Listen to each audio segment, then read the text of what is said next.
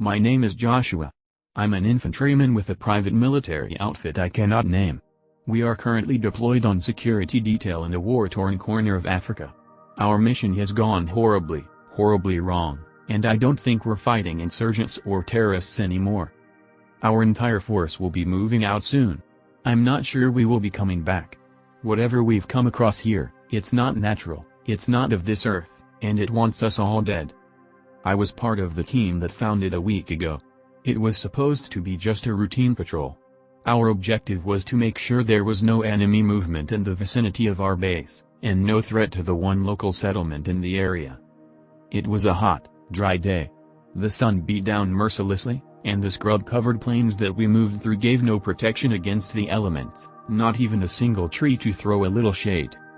I was sweating horribly, my head lowered to shield my eyes against the glare of the sun. Because of this, I barely managed to stop in time to avoid colliding with Harris, my squadmate. He had been in position in front of me, but had stopped without warning. "What's going on, man?" I asked, walking around him. "What's the holdup?" Harris was motionless, his face screwed up in confusion. "Something wrong with my radio, Josh," he answered at last. I leant in closer, and immediately heard what he meant. His radio was giving off strange squawking sounds, mixed with a high-pitched buzzing. "What's the delay?" came a yell from up ahead. "Out superior, Sergeant Wright." I cursed inwardly. Wright was a hard son of a bitch, and I didn't want him thinking we were slacking. "Equipment malfunction, sir," I answered quickly. "Radio's acting up." Sergeant Wright walked over to us. The rest of the patrol, some 5 men, cast annoyed glances at us. Every minute we spent out here in the heat was torture, and to them, me and Harris were only prolonging their suffering. "What's wrong with it?" asked Wright. "Some kind of interference, sir," answered Harris, experimenting with the various switches on the receiver. "I don't know if..." The whole patrol cursed and covered their ears as every single radio suddenly erupted in a deafening chorus of shrill squawks and whistles. After several seconds, the deluge of sound stopped just as suddenly as it had began. "What the hell was that?" I asked, my ears ringing. Sergeant Wright didn't answer, instead activating his own radio. "Command, can you read me?" "Over," he said, testing the connection. There were a few seconds of silence, then the receiver chirruped to life. "This is Command, over. We have equipment malfunction here, some sort of radio interference. Anything of that sort at base, over? Something just happened to us as well, Sergeant. All our systems went haywire for several seconds, then straight back to normal. Continue your patrol, but be careful. Report any activity immediately. Over." The line went dead. Sergeant Wright brandished his rifle. "You heard the order, men. Move out, eyes sharp." We set out again. The sun still beat down, but we were no longer lethargic from the heat.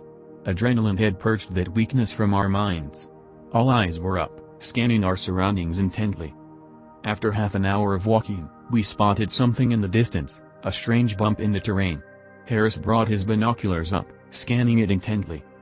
"What is it, Harris?" I asked. "I thought it was all planes out here." "It is," he said, lowering the binoculars. "Or at least, it was supposed to be. There's some sort of low hillock there, though." We pushed on, cautious and alert. Eventually, we reached the strange bump. It wasn't high, only a few meters tall, but it was wide, stretching out far on both sides of us. We climbed to its top, and stopped in awe. Before us was a massive chasm, a circular hole into the ground, almost 200 feet across. Peering down, all I could see was darkness, the bottom nowhere in sight. A cold, clear draft hit me in the face. "What is this?" mumbled one of the soldiers. "This isn't supposed to exist." Sergeant Wright unslung his pack, hauling out a large field map. He unfolded it and scanned across it, locating our position. His face screwed up in confusion. "Whatever this is, it isn't on the map," he said at last. "You're right. It isn't supposed to be here at all."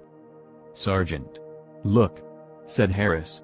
His voice had suddenly become very small and quiet. His eyes was distant. I followed his gaze. The sky was full of birds. Where they had come from so quickly, I didn't know. The flocks wheeled and swelled in strange patterns, like nothing I'd ever seen. As I watched, one bird suddenly stopped flapping its wings and streaked down. This was no controlled, graceful dive. It fell like a stone, cartwheeling and spinning uncontrollably, cawing and shrieking. It plummeted into the darkness of the pit, and was gone. Another followed. Then another. More joined in. In less than a minute, the air in front of us was filled with falling bodies, all stone still as they fell down into the darkness of the chasm. They're killing themselves," whispered one of the soldiers. "They're fucking killing themselves, man." We returned straight to base. Sergeant Wright immediately reported the chasm, of course. The confusion only grew after that. Not only was the hole not on our maps, it also didn't appear on any of the satellite images of the area, and no previous patrol had noticed it. It was as if it had just appeared out of thin air, and in several seconds all our electronics went down. Theories flared up like fire. Was it an insurgent base? Had they hidden it, somehow? It seemed like the most logical explanation, far-fetched though it was. The chasm quickly became known as 225,199, after its grid coordinates. By the time Wright finished his report to command, night was quickly approaching, and there was little time to formulate a response. As the sun fell, staining the plains orange and red, 2 troop carriers departed our base. 20 men were dispatched to guard 225,199 until the next morning. On top of that, it was surrounded by motion-activated drip wires. If anything moved around it, we would know. I spent the evening discussing our findings with Harris in our tent.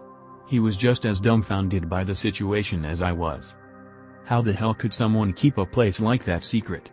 He asked me, disassembled rifle in his lap. Where would the locals get that kind of technology? I don't know, man. I answered, idly lighting a cigarette. Whatever it is, we'll find out tomorrow. Someone will probably get sent down there to recon, and then we'll know. What about those birds? That was weird as hell. Harris shrugged his shoulders. Your guess is as good as mine. Maybe there's some vapors coming out of it that paralyze or confuse them? I guess. I answered warily. Anyway, continued Harris, at least something interesting is happening. It's been too long since. The flap to our tent flew open, and we jumped to attention as Sergeant Wright swept in. "Sergeant, what's?" I began. "Get your gear on now, soldiers. We're moving out. Move." He turned on his heel, running out of the tent immediately. We both sprung into action, putting on our equipment and shouldering readied packs. As we ran out into the night, we were immediately surrounded by bustling, anxious activity. The whole base was on its feet, men and women running around, preparing equipment and vehicles. "What's happening?" I yelled at Harris. "I don't know, man," he answered. "But I don't like it." We quickly joined the rest of our unit, the last to do so. Sergeant Wright gave us a withering look before clearing his throat and addressing the whole squad. 12 minutes ago, the proximity sensors around 225,199 went off. All of them, around the entire circumference, at the same time. The unit dispatched to guard it reported movement, before their radios went dead. Wright was silent for several seconds, and in the dark, I was almost certain he was trembling. What had he heard in his briefing that could make him react like this? "Our orders are to move in, secure the location and find our missing comrades. Be on high alert. We're not sure what we're dealing with out there." Our unit was ushered onto the bed of a truck, and we quickly drove out into the night. We weren't the only ones, our vehicle was only one of dozens. Hundreds of men were being mobilized. It took little time to reach 225,199. As the truck rolled to a halt, we jumped off its bed, weapons held high, panning the night. The hillock surrounding the abyss loomed above us in the darkness. We moved out, our progress slowed by both low visibility and our own wariness. Every shadow, every swaying scrub hedge seemed to be hiding the movement of an enemy. Something pale in front of me caught my eye.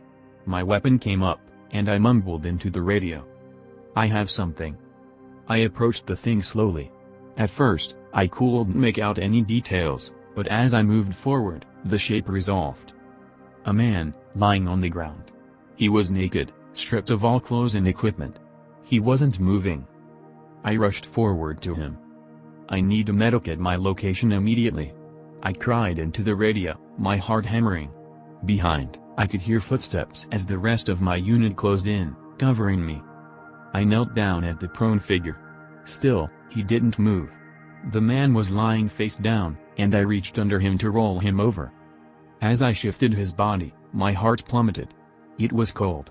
Too cold. No living being could ever be this cold. "Command, I have a..."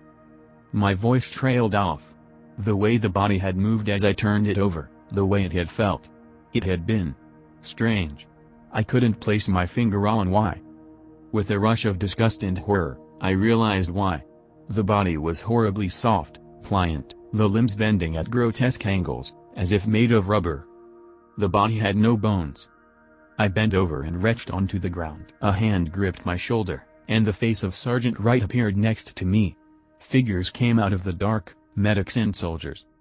"Come with me, Private," said Wright quietly, putting his arm around my shoulders. "There's nothing you can do here."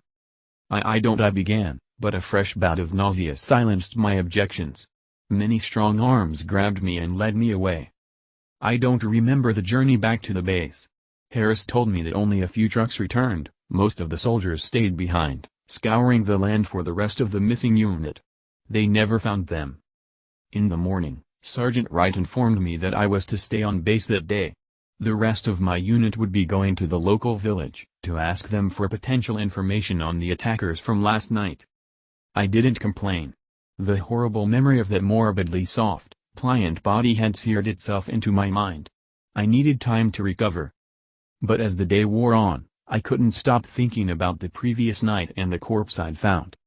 What could possibly do something like that to a man? How could his bones be removed from his body? I had seen no obvious injury that might have explained such a hideous disfigurement. Had I simply missed it in the dark? My morbid thinking was finally interrupted as my unit returned. I could immediately see that something was wrong. Where usually they would be playfully taunting each other or discussing the situation on base, they were quiet and brooding. Harris sat down on his cot, opposite me. He was pale, his eyes darting and furtive. "Harris? What's wrong?" I asked, confused.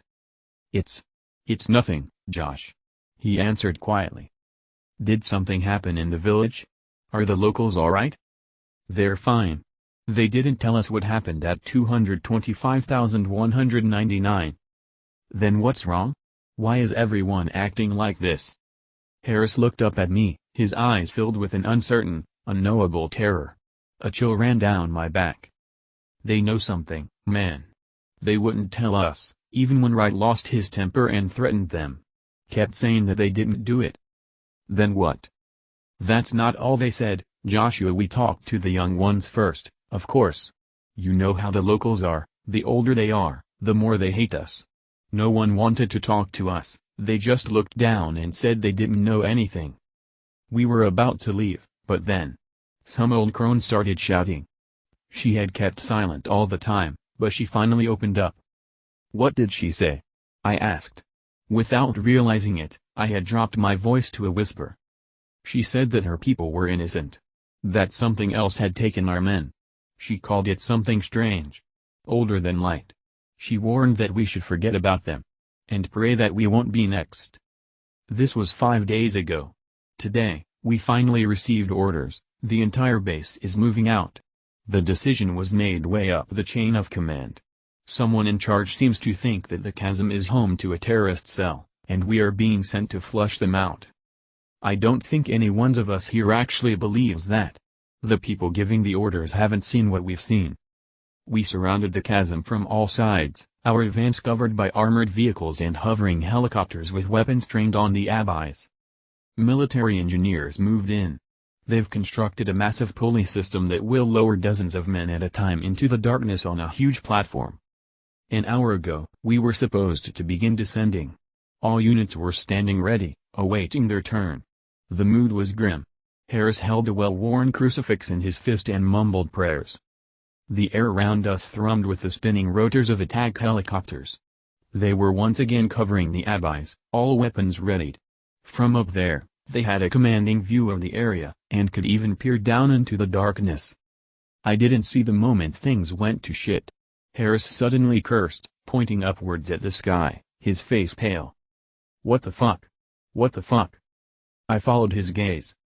High above us, the hovering helicopters swayed madly, as if their pilots were intoxicated. The sergeants were screaming into their radios, requesting information, orders, anything. Suddenly, the aircraft lurched forward.